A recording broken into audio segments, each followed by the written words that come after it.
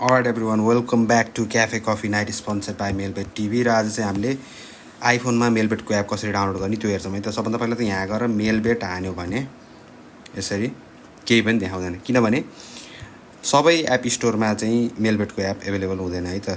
So हामी जान्छौँ हाम्रो एकाउन्टमा, यो बटन यो गोलोमा थिचेपछि एकाउन्टमा गइयो। अनि त्यसपछि अब यहाँ कन्ट्री रिजन नेपाल छ।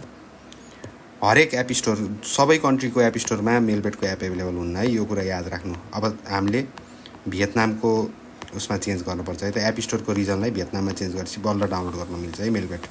सो भीमा जान्छु म, भियतनाममा थिचेँ लगतै अब मैले एउटा एड्रेस हान्न पर्ने हुन्छ। मैले जुन एड्रेस हान्छु त्यही हान्दा हुन्छ तपाईँले है त। ल सो मैले एग्री गरिहालेँ। यो पेमेन्ट मेथड मैले अहिले केही पनि हाल्दिनँ। स्ट्रिट एड्रेसमा चाहिँ के लेख्नु पऱ्यो भने 25 एन गुएन स्ट्रिट भनेर हानौँ है त।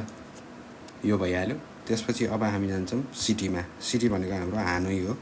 पोस्ट कोड हानोईको चाहिँ 11415 रहेछ है त। त्यो भयो कन्ट्री भियतनाम। अब हामीले त्यहाँको फोन नम्बर लेख्छौँ। एरिया कोड त्यहाँको जस्तै नेपालको 977 जस्तै त्यहाँको 84 हो, 912 345 अनि त्यसपछि 678 भनिदियो।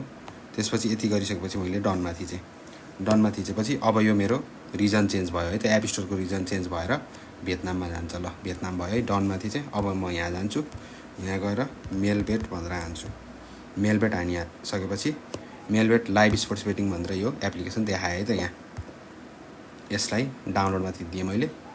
यही एप हुनु पऱ्यो है। अर्को मेलबेट वर्ल्ड अथवा मेलबेट सेनेगल भनेर पनि एप्लिकेसनहरू हुन्छ, यही भियतनाममै चेन्ज गर्नुपर्छ। ओपनमा थिचौँ। ओपनमा थिचेपछि अब यो मेलबेटको एप लोड हुँदैछ। मैले एलो स्यालो यो थिचिदिइहाल्छु। यहाँ नोटिफिकेसन पनि दिए हुन्छ, केही भएन। ल हो, यो भनेको मेलबेट हो है त। अब यो रेजिस्ट्रेसन पेजमा लिएर गयो सिधै। सो यहाँ रेजिस्ट्रेसन भनेको चाहिँ आज इङ्ल्यान्ड र इन्डियाको म्याच पनि रहेछ, राम्रै अड्स दिएको छ मेलबेटमा।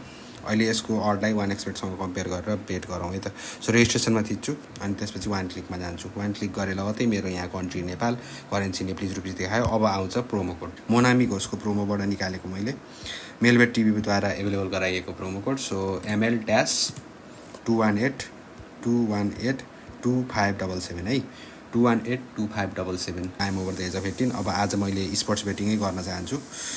So bonus for sports choose गर्छु अनि त्यसपछि रेजिस्टरमा गरिदिन्छु। यदि तपाईँले क्यासिनो गेम खेल्यो भने यो सेकेन्ड अप्सन चुज गर्नु है, क्यासिनो प्लस गेम्स भनेर। सो स्पोर्ट्सको लागि मैले रेजिस्टर गरेँ।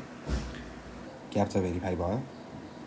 क्याप्चा भेरिफाई भइसकेपछि रेजिस्ट्रेसन सक्सेसफुल भनेर युजर नेम र पासवर्ड देखाउँछ। यो चाहिँ तपाईँले त्यो के अरे डिपो गर्ने बेलामा चाहिँ यही युजर नेम दिनुपर्छ है। सो मैले यसलाई स्क्रिनसट गरेर राख्छु अलवेज। अब यसलाई सेयर गरे पनि भयो, अरू कता कता सेयर गर्न मिल्छ। यो चाहिँ सेभ गरेर राख्नु है, जसरी पनि एउटा कागजमै लेखेर राखे हुन्छ। नेक्स्टमा थिचियो, मेरो मेलबेट एकाउन्ट बन्यो। अब मैले यहाँबाट बेट प्लेस गर्नु मिल्छ। डिपो गर्नको लागि यो प्लस बटनमा थिच्ने, एकाउन्ट डिपोजिट पेजमा लिएर जान्छ। त्यसपछि यहाँ चाहिँ सबै तरिकाले गर्न सकिन्छ। ई सेवा पनि छ है, 1xbetबाट अहिले ई सेवा हटाइदिएको छ, तर यसमा ई सेवा अझै पनि एभाइलेबल छ। सो मैले ई सेवामा क्लिक गरेर अनि त्यसपछि यो इन्फर्मेसन देखाउँछ।